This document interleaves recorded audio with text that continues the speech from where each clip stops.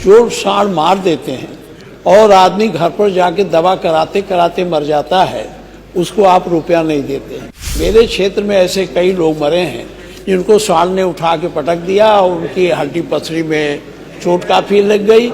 अस्पताल गए, वहां से वो घर आए, वो घर के आने के बाद मर गए। सत्ताधारी दल को तो सापा हजमे नहीं हो पा रही है। जब कोई बात आएगी तो सापा सापा सापा के राज में गायों को कसाई देख के गाय डरती नहीं थी, गाय स्वस्थ थी, मोटी मोटी थी। मंत्री जी,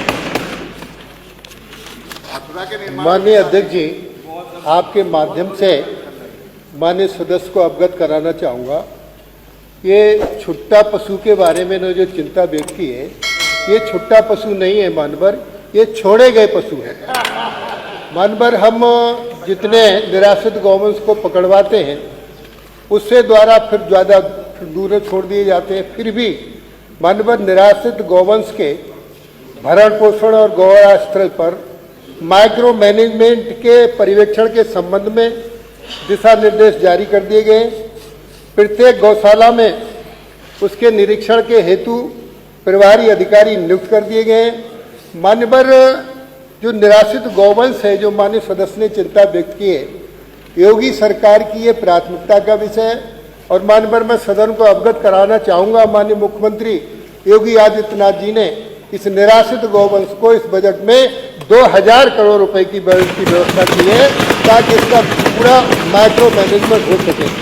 मान्यवर ये जो निराश्रित गौवंश को हम निरंतर अभियान चलाकर बताते हैं। माननीय सदस्य ने जो चिंता की, मान्यवर हम कहेंगे तो आपको थोड़ा खराब सा लगेगा। अब जो निराश्रित गौवंश समय समय पर अभियान चलाते हैं और फिर छोड़ दिए जाते हैं, तो इसके लिए एक और आवश्यक है। योगी सरकार में और पिछले की सपा सरकार में जमीन आसमान का अंतर है। जब योगी सरकार में गाय को देखकर कसाई कांपता है और सपा की सरकार में कसाई को देखकर गाय कांपती थी, ये अंतर है, इसलिए दिखाई देने का काम करते हैं। मानवर निराश्रित गौवंश को अभियान चलाकर हम संरक्षित करने का काम कर रहे हैं। सबसे बड़ी समस्या है कि देसी गाय का दूध अमृत है। 1 लीटर या 2 लीटर दूध देती है, पशुपालक इसको कम दूध देने के कारण छोड़ देता है। अब योगी सरकार हम नस्ल सुधार कर रहे हैं। इस देसी गाय में हम साहिवाल गाय, गिरी गाय, हरियाणवी, थार पारकर, गंगातीरी गायों का सीमन किसान को फ्री देने का काम कर रहे हैं। किसान कृत्रिम गर्भाधान करें। और मानवर जो 300 रुपये का सेक्स सीमन की एक बायल मिलती थी, इसको अब 100 रुपये का कर दिया है। तो देसी गाय की नस्ल सुधार का पूरा प्रबंध योगी सरकार कर रही है। दूसरा, बधियाकरण पर भी हम पूरी तरीके से प्राथमिकता से जो छोटा बछड़ा होगा उसका अभियान चलाकर उसको बधियाकरण भी कराने का काम कर रहे हैं। साथ ही साथ अभी जो भरण पोषण और उसकी स्वास्थ्य की बात आई है, उत्तर प्रदेश में योगी सरकार में पशुओं की दवाओं की कोई कमी नहीं है। हम अभियान चलाकर टीकाकरण कराते हैं, दवाइयों का प्रबंध कराते हैं, कहीं कोई किसी तरीके की कठिनाई नहीं है। और इसके भरण पोषण के अलावा फिर भी हम जो चरागाह की भूमियां थी उनको कब्जा मुक्त कराकर चारा बुवाने का भी काम माननीय अध्यक्ष जी कराया जा रहा है। तो उत्तर प्रदेश में इस तरीके से निराश्रित गौवंश को आश्रय स्तर पर पहुंचाकर पूरी सुविधा देने का काम कर रहे हैं। उत्तर प्रदेश विधानसभा के एक सवाल माननीय अध्यक्ष जी, आपके माध्यम से माननीय मंत्री से जानना चाहता हूं। प्रश्नकाल समाप्त हो गया। आपने कहा कि माननीय नेता प्रतिपक्ष गौवंशों से गौवंश जिसको मार देते हैं, साड़ मार देते हैं, मर जाते हैं, उनको हम रुपया देते हैं।